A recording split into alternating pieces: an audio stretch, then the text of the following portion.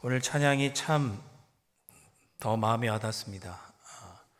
우리 찬양대가 이렇게 찬양을 하실 때 보면 제가 미리 설교 본문을 알려드리지 않는데도 불구하고 이게 딱 마음이 맞을 때가 있어요. 참 은혜가 되는데 오늘 말씀도 또 오늘 찬양도 마치 약속한 것처럼 이렇게 메시지가 같은 것 같아서 참 은혜가 되었습니다. 네. 선교사인 더스틴 부부가 있었습니다. 이 부부는 자녀를 낳고 얼마 있지 않아 자녀를 잃은 부부입니다. 2002년에 선교사인 더스틴은 아내 켈리와 함께 세계 평화를 위해 섬기도록 하나님께 부르심을 받았고, 그래서 중동 지역에 있는 세계 평화를 위한 기구에서 봉사하고 사역하게 되었습니다.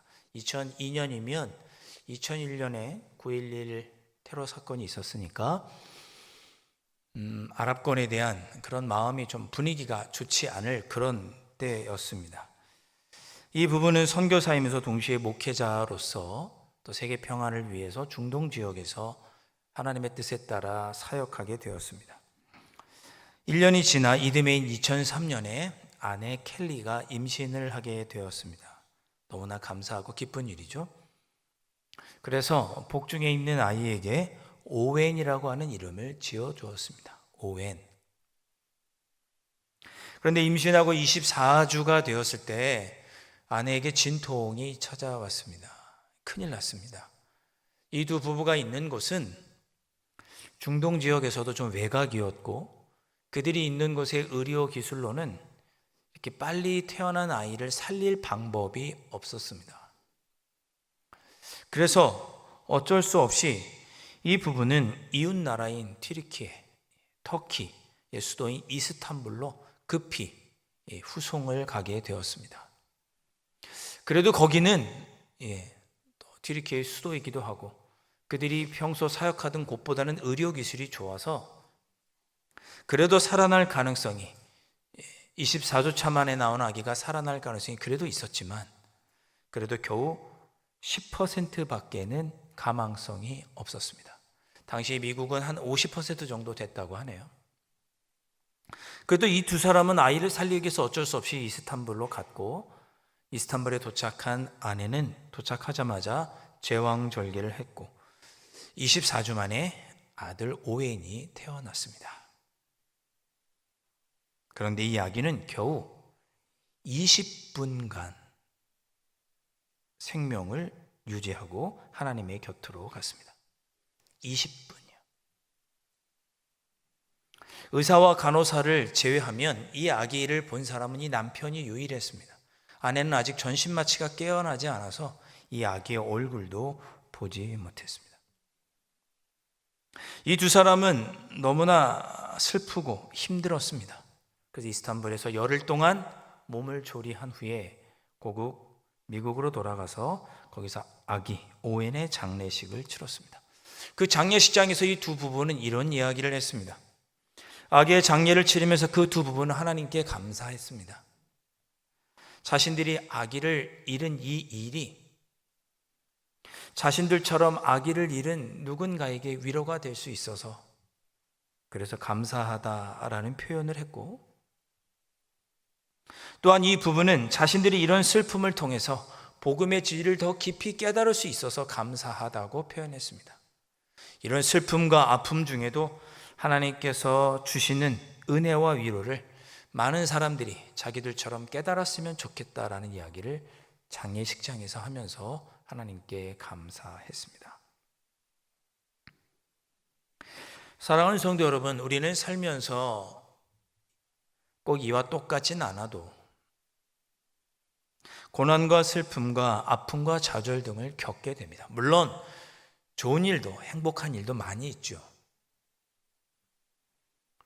그런데 이런 아픔과 슬픔을 경험할 때가 있습니다. 그럴 때 우리는 또 하나님께 원망하는 마음으로 하나님께 묻게 되죠. 하나님, 왜 우리에게 이런 아픔을 주십니까?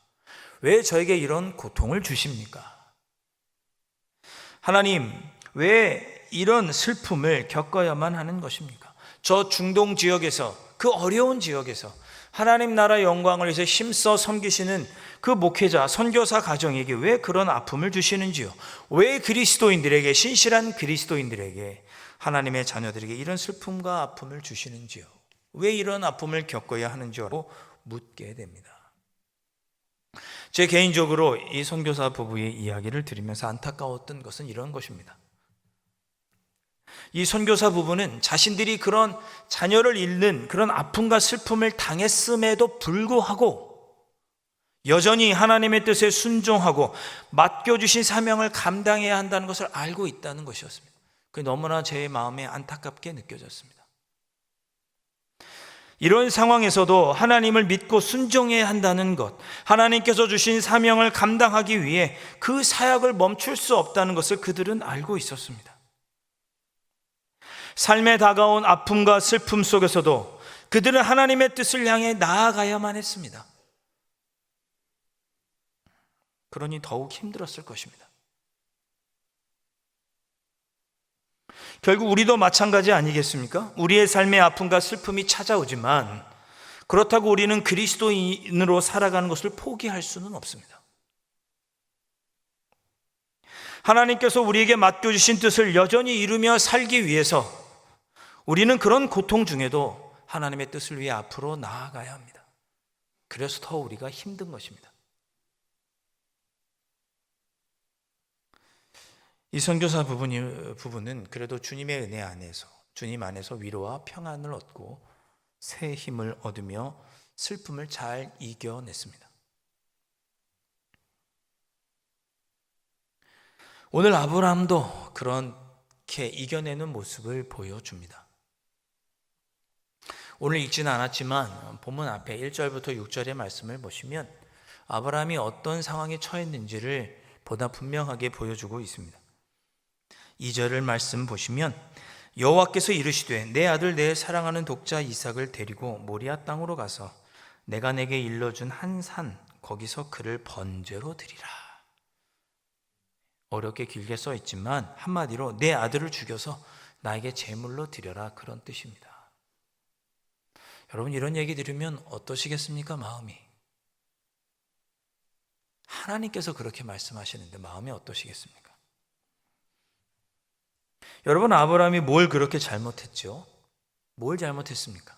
하나님께서 가라고 명령하시니 본토, 친척, 아버지의 집 모든 것을 버려두고 과거와 단절하고 하나님의 뜻을 따라 가나안 땅에 갔습니다. 뭘 잘못했습니까? 하나님은 그렇게 하나님의 뜻에 순종하는 아브라함에게 약속한 것을 이루어 주셨죠. 아들 이삭을 주셨습니다. 하나님의 약속이 아브라함에게 이루어진 것이죠. 아, 하나님은 약속한 것을 이루어 주시는구나. 아브라함의 마음은 하나님을 향한 믿음으로 충만해졌을 것이고 앞으로 하나님께서 약속해 주신 모든 것을 이루어 주시겠구나 하는 기대가 그의 마음속에 가득했을 것입니다. 그런데 하나님께서 이삭을 바치라고 명령하시니 얼마나 혼돈스러웠겠습니까? 아들을 죽여서 바치라고 명령하시는 그 하나님의 명령, 아들을 바치면 이제 하나님의 약속은 어떻게 되는 것입니까? 큰 민족을 이루어 주겠다고 약속해 주셨고 그 약속의 성취의 의미로 아들 이삭, 독자 이삭을 주셨는데 그 아들을 다시 죽이라고요? 그럼 하나님의 약속은 어떻게 되는 것입니까? 큰 민족을 이루겠다고 주신 그 약속은 어떻게 되는 것입니까? 이삭이 제단에서 죽었다면 이스라엘이라는 민족은 결코 존재하지 않을 것입니다. 반면에 이스라엘 민족이 계속 이어지도록 이삭을 바치라는 하나님의 명령을 아브라함이 거역해야 되겠습니까? 이삭을 죽여서는 안 되는 것입니까? 어떻게 해야 하는 것입니까? 꼼짝달싹할 수 없는 상황에 아브라함이 놓여 있는 것입니다. 아브라함의 지식으로, 경험으로는 알 수가 없었습니다. 그런 어려운 상황을 아브라함이 마주한 것입니다.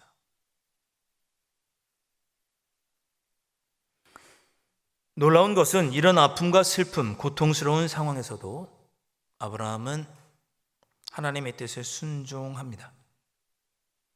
3절 말씀에 이렇게 기록하고 있습니다. 아브라함이 아침에 일찍 일어나 나귀의 안장을 지우고 두 종과 그의 아들 이삭을 데리고 번제에 쓸 나무를 쪼개어 가지고 떠나 하나님이 자기에게 일러주신 곳으로 가더니, 하나님의 뜻에 순종한 거죠.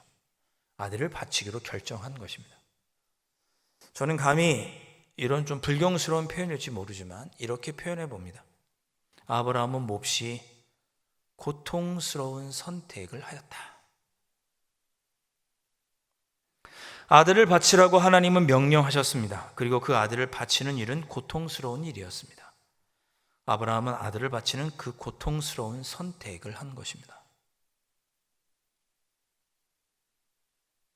여러분, 이러한 아브라함의 모습이 여러분들에게는 어떻게 다가오십니까? 우리도 살다 보면 아브라함처럼 고통스러운 선택을 해야 할 때가 찾아옵니다.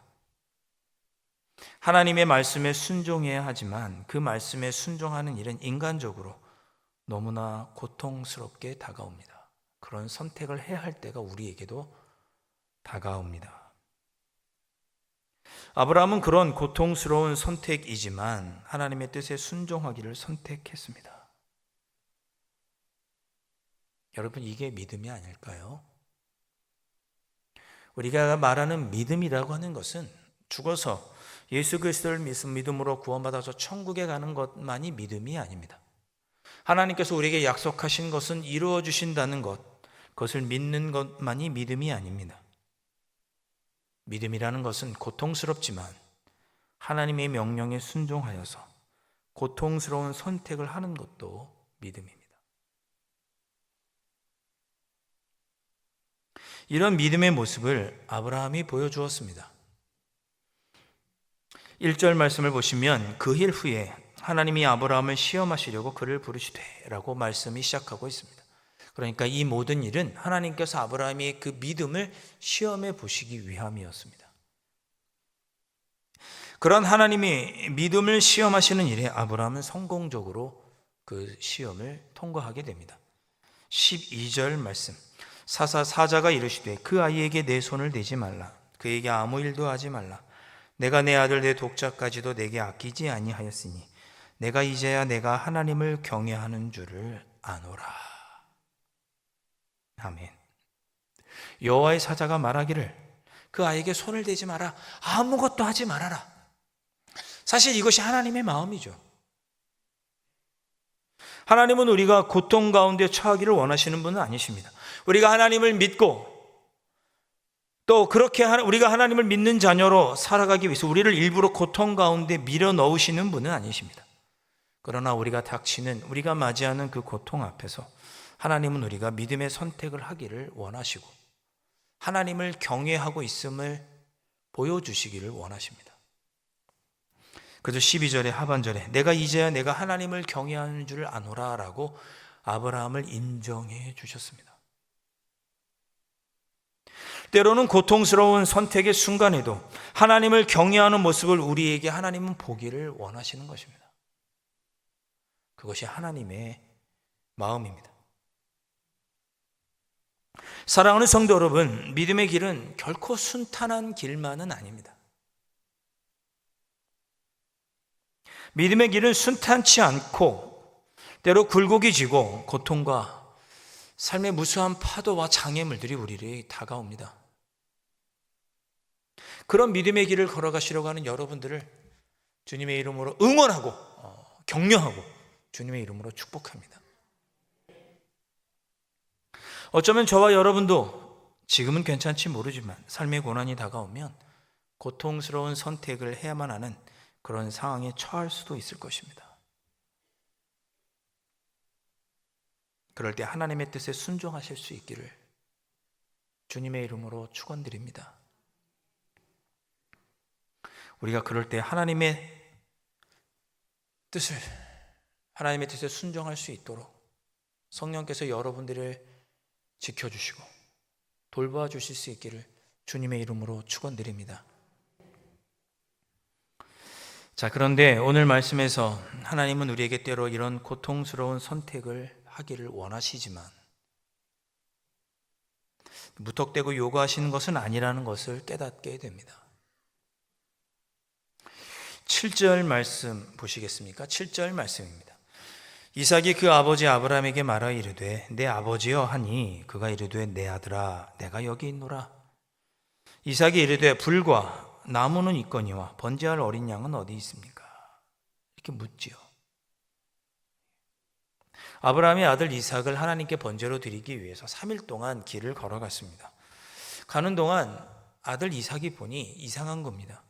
하나님께 제사를 드리기 위해 장작도 있고 불도 있고 또 하나님께서 가라고 하는 곳에 도착했는데 막상 하나님께 드릴 번제물 어린 양은 보이지 않는 것입니다. 그래서 아버지한테 물어본 거죠. 불과 나무는 있는데 번제할 어린 양은 어디 있습니까? 얼마나 마음이 아픈 질문입니까? 그래서 아브라함이 이렇게 대답했습니다. 8절에 아브라함이 이르되 내 아들아 번제할 어린 양은 하나님이 자기를 위하여 친히 준비하시리라 하고 두 사람이 함께 나아갔다. 이렇게 기록하고 있습니다. 아버지, 하나님께 드려야 될 양은 어디 있나요? 물었더니 아브라함의 대답은 하나님께서 자기를 위하여 스스로 친히 준비하실 것이다. 이렇게 아브라함이 대답한 것입니다. 여러분, 이 대답을 잘 기억해 두십시오. 하나님께서 친히 준비하실 것이다. 아브라함이 이삭에게 하나님께서 친히 준비하실 것이다 라고 말한 후에 제단을 쌓고 장작도 다 부리고 불도 준비했습니다. 그리고는 아들을 결박해서 제단 위에 놓고 죽이려고 할 그때 여호와의 사자가 나타나서 그에게 손을 대지 말아라 급박하게 말한 후에 13절에 이렇게 말씀하고 있습니다. 아브라함이 눈을 들어 살펴본즉 한 순양이 뒤에 있는데 뿔이 수풀에 걸려 있는지라. 아브라함이 가서 그 순양을 가져다가 아들을 대신하여 번제로 드렸더라. 아멘. 실제로 하나님은 양을 준비해 두신 것입니다. 아브라함이 하나님께서 친히 준비하실 거야 라고 아들한테 이야기한 후에 그 어려운 고통의 그 선택을 따라 아들을 드리려고 할 때 하나님은 이미 뒤에 양을 준비해 놓으셨던 것입니다. 14절 말씀, 아브라함이 그 땅 이름을 여호와 이레라 하였으므로 오늘날까지 사람들이 이르기를 여호와의 산에서 준비되리라 하더라. 할렐루야. 아멘. 하나님은 이삭이 살아날 수 있도록, 이삭이 죽지 않도록 뒤에 다 준비해 놓으셨습니다. 번제물로 어린 양을 준비해 두셨습니다.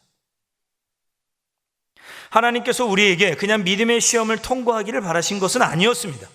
하나님은 다, 정말 모든 것을 다 준비해 주셨습니다. 사랑하는 성도 여러분, 여러분의 삶을 한번 뒤돌아보시죠. 우리도 아브라함처럼 고백할 수밖에 없을 것입니다. 그렇구나, 하나님께서 다 준비하시고 이끌어 주셨지. 오늘 말씀은 우리가 오직 준비해 주시는 하나님의 은혜로 산다는 것을 다시 한번 되새겨 주십니다. 여호와 이레, 여호와께서 준비하신다.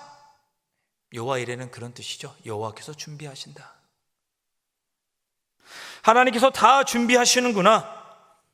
그것을 깨달은 아브라함이 여호와 이레라고 고백하며 찬양하고 그 땅의 이름을 여호와 이레라고 불렀습니다.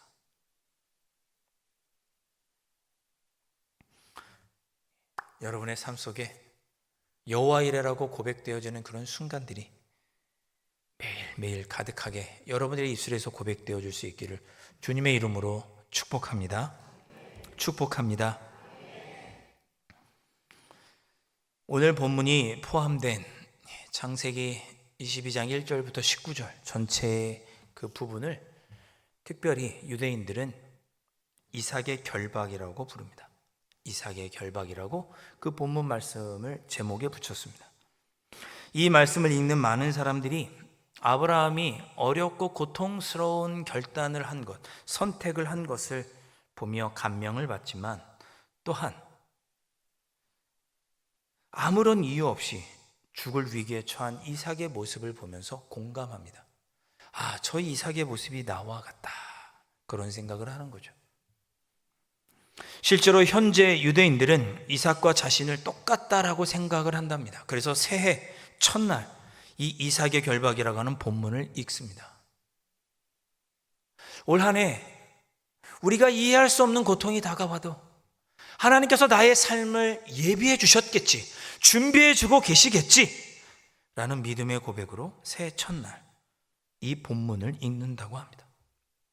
여러분, 유대인들은 2000년 전에 로마에서 나라를 잃어버린 후로 전 세계에 뿔뿔이 흩어져 살면서 이유 없는 고난과 아픔을 많이 겪었습니다. 마치 이삭과 같이 이유 없이 영문도 모른 채 고통을 받으며 살았고, 가까이는 2차 세계대전 당시에 이삭과 같이 이유 없이, 아무런 이유 없이 유대인이라는 이유만으로 히틀러에게 600만 명이 희생을 당했습니다. 그런 자신들의 삶이 이유 없이 제단에 바쳐주는 이삭과 똑같다라고 생각한 거예요. 그래서 새해를 시작하면서 이 본문을 읽는다는 거죠. 내가 이삭과 같이 올 한 해도 이유 없이 또 고통을 받겠지만 하나님은 나의 앞길을 예비해 주셨어. 내 앞길을 준비해 주셨어. 선한 길로 인도해 주실 거야. 그런 믿음의 고백으로 이삭의 결박이라고 하는 오늘 본문을 읽는다는 것입니다. 어떠십니까? 저도 아브라함의 믿음에도 공감이 가지만 오늘 이삭의 모습에도 공감이 갑니다. 하나님의 뜻을 따라 고통스러운 선택에 몰리는 아브라함의 상황에도 우리가 본받을 만하지만, 이유 없이 죽음의 순간, 고통의 순간에 몰리는 그런 이삭의 모습, 안타깝기도 하지만 그 뒤에 하나님께서 준비하고 있다는 것을 또한 소망하게 됩니다.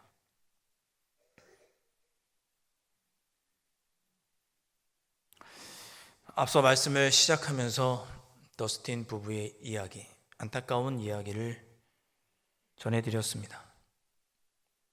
태어난 지 20분밖에 되지 않아 누가 그 부모의 그 슬픔과 아픔을 헤아릴 수 있겠습니까? 이 선교사 부부가 아기의 장례식을 위해서 미국에 돌아왔을 때 존 파이퍼 목사님에게 장례를 부탁하면서 설교를 부탁했습니다. 이 목사님이 장례식 설교 중에 이 부부를 위로하면서 하나님 말씀, 성경을 읽고 이 부부를 위로했는데 이런 이야기를 하셨습니다. 언젠가 오웬이, 이 부부, 더스틴 부부가, 이 오웬의 부모가 4명의 자녀를 낳게 되면 누군가 이 부부에게 자녀가 몇 명입니까? 라고 질문을 한다면 이 부부는 5명의 자녀들이 있습니다라고 대답할 것입니다. 1명은 천국에 있고 4은 아직 우리와 함께 있습니다. 이렇게 대답할 것입니다라고 이야기했습니다. 그러면서 이 두 부부를 위로하면서 죽은 오웬은 과거에도 그리고 지금도 당신의 아들입니다. 이렇게 위로의 말씀을 전했습니다. 더불어서 이렇게도 위로했습니다. 죽은 오웬은 우리의 믿음을 시험하는 존재입니다. 이렇게 위로했습니다. 무슨 뜻일까요? 그러면서 야고보서 1장 2절과 3절의 말씀을 읽어주었습니다. 내 형제들아, 너희가 여러 가지 시험을 당하거든 온전히 기쁘게 여기라. 이는 너희 믿음의 시련이 인내를 만들어내는 줄 너희가 알미라.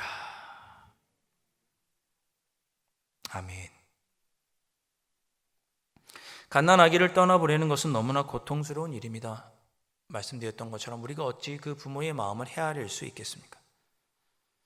그것은 고통스러운 시험이었습니다. 고통스럽지 않다면 시험이 아니죠. 어떤 사람이 겨우 이 땅에 20분 태어나 살기 위해서 이 땅에 태어나는 사람이 있겠습니까? 누가 아무런 이유 없이 죽음의 순간을 맞이하기를 원하겠습니까? 누가 자녀를 떠나보내고 싶어 하겠습니까? 그러나 그런 고통스러운 순간이 다가올 때 우리는 그런 때에도 하나님의 뜻을 선택해야 하는 고통의 선택을 해야 하는 순간에 놓이기도 하고, 그러나 그 이면에 또한 우리의 삶을 선한 길로 예배해 주시는 하나님의 준비하심이 있다는 것을 우리가 소망할 때, 아브라함도 네가 이제야 여호와를 경외하는 줄 알겠다라고 하나님께 칭찬 듣고 인정받았던 것처럼 우리가 하나님께 그러한 인정과 칭찬을 받을 수 있게 될 것입니다. 여러분도 이 믿음의 시험에 성공적으로 통과하실 수 있기를 바랍니다. 네, A+ 받으시기를 바랍니다. 하나님을 믿기에 고통스러운 선택을 해야 되는 순간이 생기면 선택하시고, 그 고통이 우리에게 있지만 그러나 하나님은 우리를 결국 좋은 길로 예비하고 계시다고 하는 소망을 마음에 품고 오늘 나의 힘이 되신 우리 하나님을 붙잡고 견디며 이겨내시는 여러분들이 되실 수 있기를 응원하고 주님의 이름으로 축원드립니다. 기도하겠습니다.